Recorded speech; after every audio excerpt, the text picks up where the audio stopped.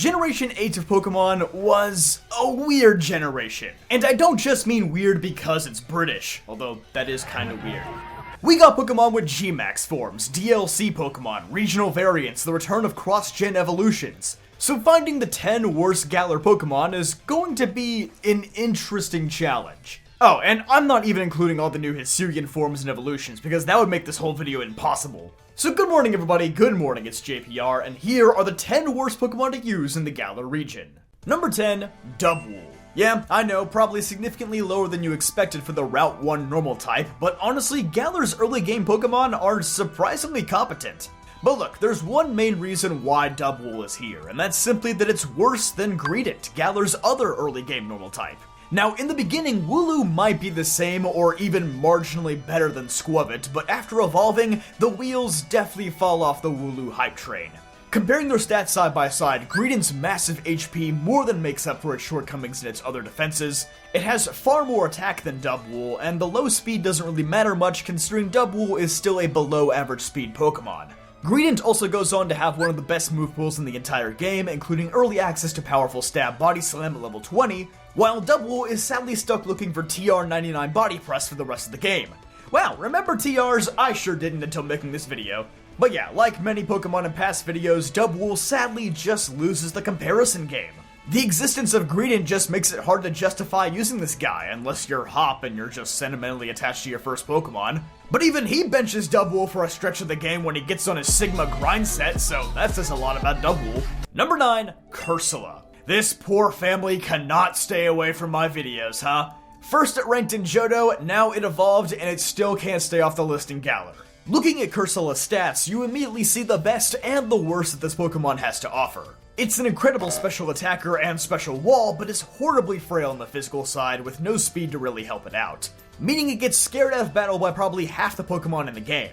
Its massive special attack also isn't as big of a plus as you may imagine, as the best moves it gets by leveling up are Power Gem and Hex at 80 and 65 base powers respectively, which means Cursola has to turn to TRs and TMs to piece together a complete move pool, where it can at least gain Will-O-Wisp, Shadow Ball, Scald, and more. However, the cons quickly start stacking up for this Pokemon, as it evolves significantly later than most of this game's Ghost types at level 38, and Ghost-type Pokemon don't perform particularly well in the Galar region, as it has to fight Alistair due to being a shield exclusive, a battle it will probably lose due to its lower speed, and then has to fight the series' first Dark-type gym leader Piers, and deal with a Dark-dedicated evil team with Team Yell, and of course the rival Marnie.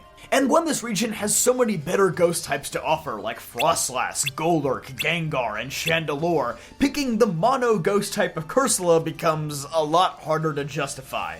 Even Runerigus succeeds at being an all-around better tank and has way more coverage to work with. Still, I would say Cursola's not awful, just outclassed in many ways. Number 8, Colossal. Oh boy, a slow fire rock type with weaknesses to everything in the game. Where have I seen this movie before? Now, its pre-evolutions, Roly-Poly and Carkol are actually placed very well in the game. They're found in Galar Mine number 1 and have amazing matchups against 2 of the first 3 gyms. But sadly, this evolution line peaks at level 27 when Carkol learns Incinerate, which coincidentally is around the same level you'll be fighting Kabu at. From there, Colossal won't learn another useful move until, well, whenever you find the appropriate TMs. For whatever reason, this Pokemon learns all of its worst moves at the highest levels. Sure, Burn Up is 130 base power, but you can only use it once per battle, so that kinda blows. Furthermore, unless you're facing Melanie and Shield, Colossal won't win another major battle for the rest of the game.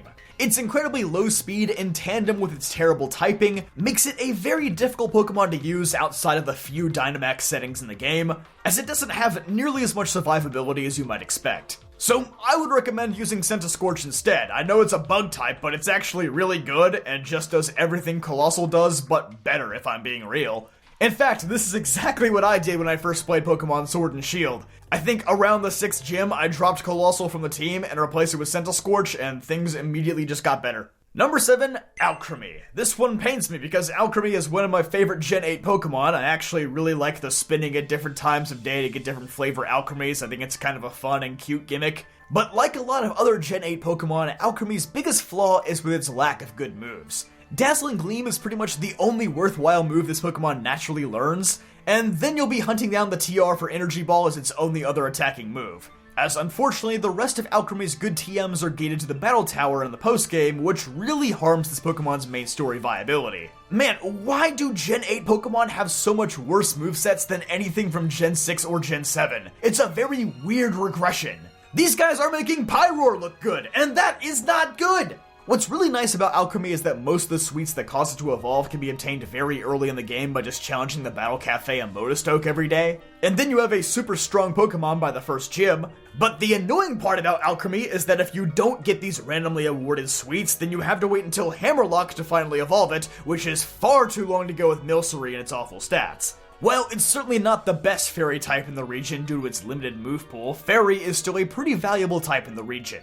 Especially in Sword when you have to fight Bee, Piers, Raihan, and of course Marnie as a recurring rival. Number 6, Cramorant. Okay, admittedly, I think I got Mandela affected into thinking this Pokemon had like far-fetched level stats, but honestly, it's not that bad.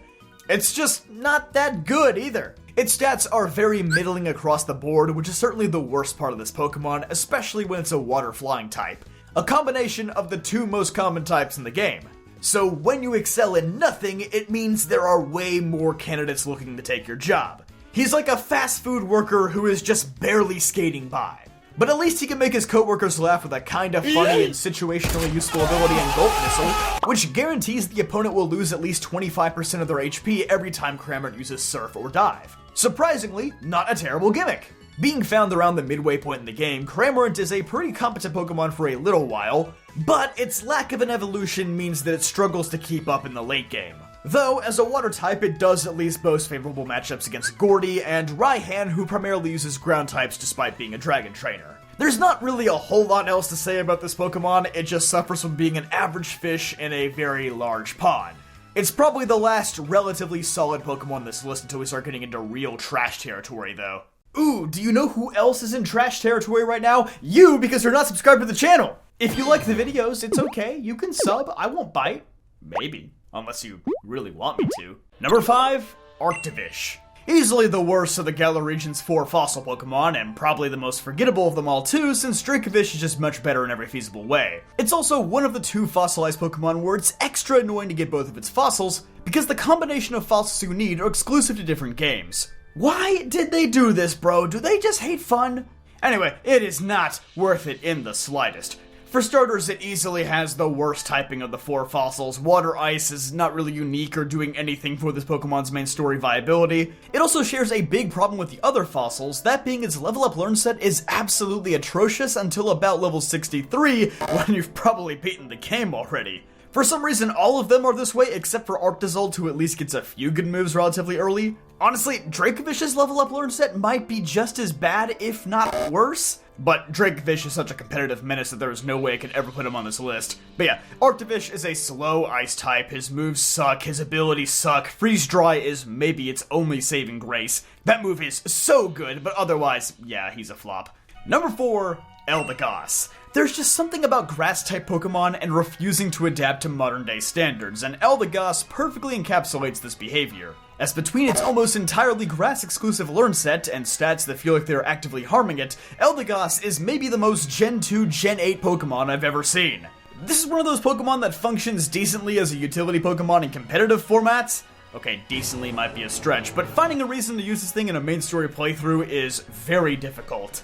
Like Cramorant, being a grass type means that you have tons of common competition. And with this region including old heavy hitters like Ludicolo, Shiftry, and Ferrothorn, Eldegoss is going to have a tough time cementing its status as a permanent team member. Even Milo replaced this guy with a G-Max, Flapple, or Appleton in the postgame, so even the grass-type gym leader can't go to bat for this guy. Eldegoss's biggest plus is that you capture it just before Nessa's gym, so it does get one pretty easy fight at the beginning of the game, but from there, it's mostly just pain.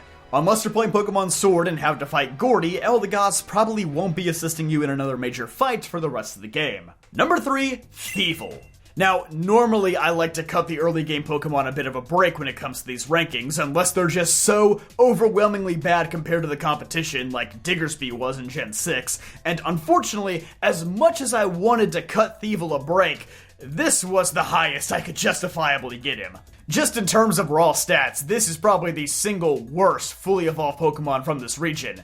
It has like okay special attack and speed, and that's about it. Though I guess the programmers didn't get the message because they decided that Snarl should be the only special move it gets by leveling up. Aside from that, this Pokemon will be on the hunt for TRs to help piece together its pitiful move pool. It also doesn't help that Dark is a bit of a lame duck type in this region. The only gym Dark beats in this entire game is Alistair's, and that only applies to players of Pokemon Shield. And Sword, yeah, he gets his mustache ripped off by me.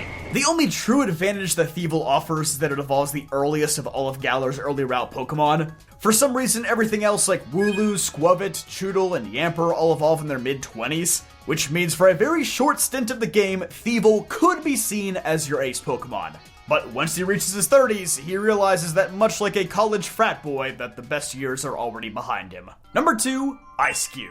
The honorary gimmick Pokemon of this region. You knew that Eiscue's odds of dodging this list were slimmer than getting through a Mario Kart World race without getting hit, aka 0. Anyway, Eiscue is an Ice-type Pokemon. Man, we're already off to a bad start. It only appears at the very end of the game, with the earliest encounter being at the Lake of Outrage. Now, if you choose to catch it there, you'll at least have it for Raihan's gym, which is definitely its best battle in the game.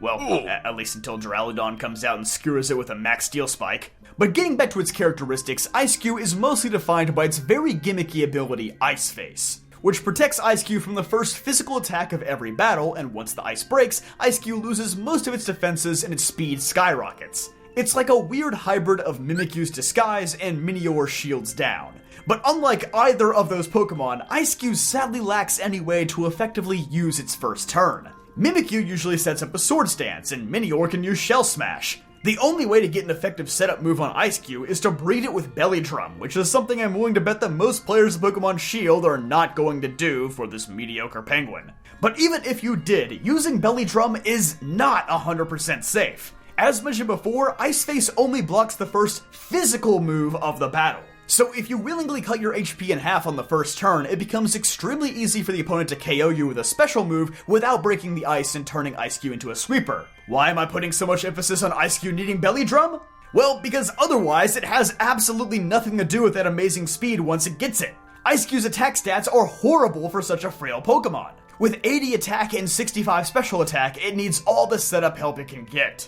And very cruelly, most of its level up move pool consists of special attacks, with Headbutt being the only physical move it learns naturally in Gen 8. Between the TMs needed and having to breed for Belly Drum only to still have a pretty horrible Pokemon afterward, this guy is just not worth the effort. As for this region's dishonorable mentions, well, I guess Greedant has to be one. I literally did mention how Dubwool just barely edged him out for the list. Not too much else to say since I already went in depth on him earlier. Up next, we have Appleton, who is an unfortunate case of a split evolution line gone wrong. Unlike older split families like Slowpoke or Ralts, Appleton is clearly outclassed by its brother Flapple, and unlike your split family, he doesn't get 2 Christmases. And you know what? Things have gotten worse. Now their long-lost brother Diplin has come back, and he just has a whole nother evolution. So why would you ever pick the original 2? Applin is also one of the worst Pokemon in the game. It's literally just designed to fill space in your team until you get to Hammerlock and it finally gets its evolution item. Grass Dragon also just doesn't work as well for a slow, tanky Pokemon like Appleton as it does for a fast, offensive one like Flapple. And lastly, Berserker.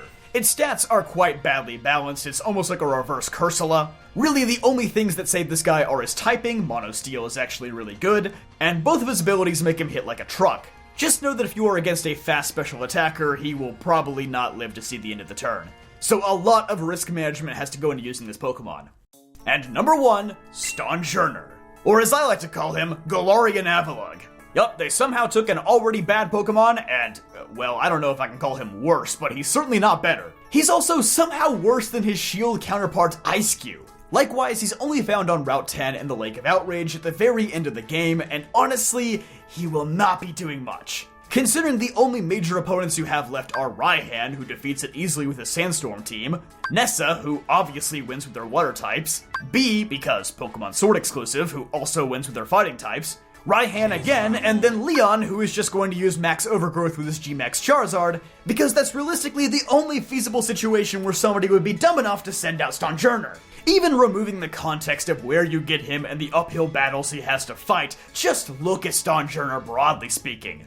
Between his mono rock typing, lopsided stats, move pool that looks like it came straight from Gen 2, and an ability that does absolutely nothing during the main campaign, yes, Power Spot doesn't even power up Stonjourner's own moves, just his allies. He basically has no ability. This is undoubtedly a horrendous Pokemon, no matter the region. It's hard to call this guy worse than Eiscue, but at least Eiscue has some very minor scenarios where it performs well. And at least Eiscue's version-exclusive league fight against Alistair isn't directly screwing him over like B is doing to Stonjourner. There are genuinely no redeeming qualities to this Pokemon. So that'll wrap things up for the worst Pokemon in the Galar region. Do you agree or disagree with any takes? Let me know in the comment section down below. But don't forget to like this video if you enjoy, subscribe for more videos just like this one, and I'll see you guys next time.